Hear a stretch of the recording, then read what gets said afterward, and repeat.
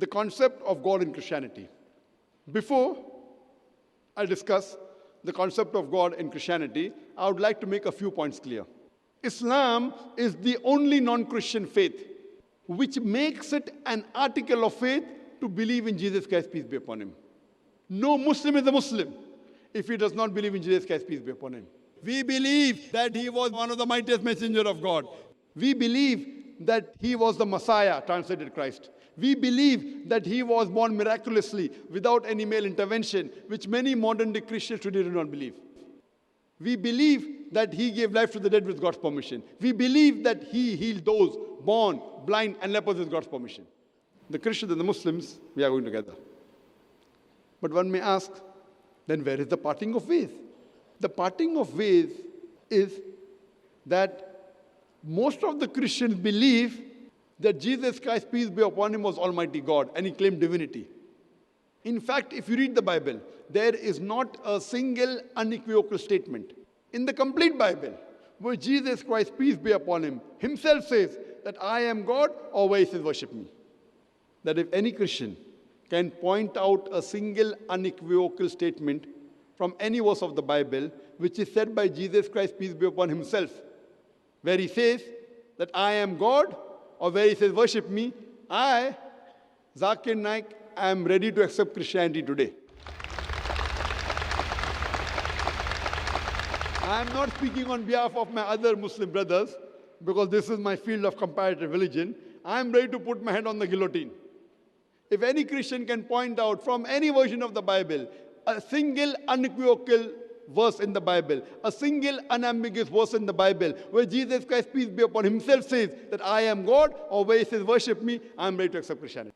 In fact, if you read the Bible, Jesus Christ, peace be upon him, said, it's mentioned in the Gospel of John, chapter number 14, verse number 28. Jesus Christ, peace be upon him, said, my Father is greater than I. Gospel of John, chapter number 10, verse number 29, my Father is greater than all. Gospel of Matthew, chapter number 12, verse number 28, I cast out devils with the Spirit of God. Gospel of Luke, chapter number 11, verse number 20, I with the finger of God cast out devils. Gospel of John, chapter number 5, verse number 30, I can of my own self do nothing.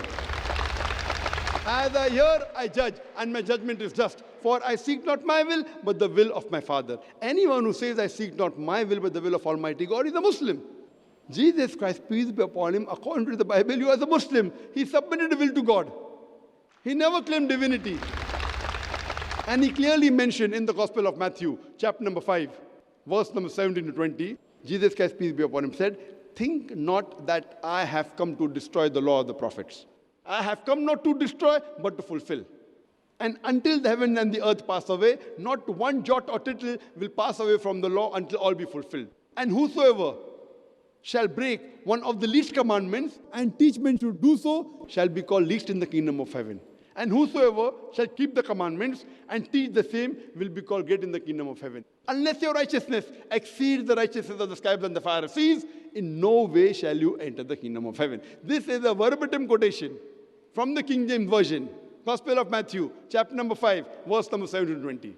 That means if you want to go to paradise, you have to be better than the Jews. And you have to follow all the commandments, what is mentioned in the Old Testament. So all what I said in the Old Testament, that God is one, you don't have to make images, have to be followed by the Christians if they want to go to heaven. Jesus Christ, peace be upon him, never claimed divinity.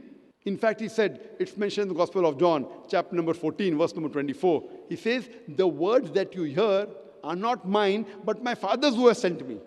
It's mentioned in the Gospel of John, chapter number 17, verse number 3. Jesus Christ, peace be upon him, says, this is life eternal, so that you may know one true God, and Jesus Christ who thou hast sent. It's mentioned in the Gospel of Matthew, chapter number 19, verse 16 and 17. Once a man approaches Jesus Christ, peace be upon him, and tells him, good master, what good things should I do so that I will enter eternal life, so that I'll go to paradise? So Jesus Christ, peace be upon him, says, why thou callest me good? There's only one good, that is Almighty God. And if thou want to enter eternal life, you keep the commandments. He never said that you believe that I died on the cross for your sins.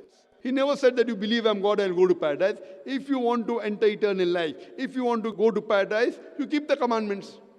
Clearly mentioned in the book of Acts, chapter number 2, verse number 22. Ye men of Israel, listen to this. Jesus of Nazareth, a man approved of God amongst you, by wonders and miracles and signs, which God did by him, and you are witness to it. A man approved of God amongst you, by wonders and miracles and signs, which God did by him, and you are witness to it.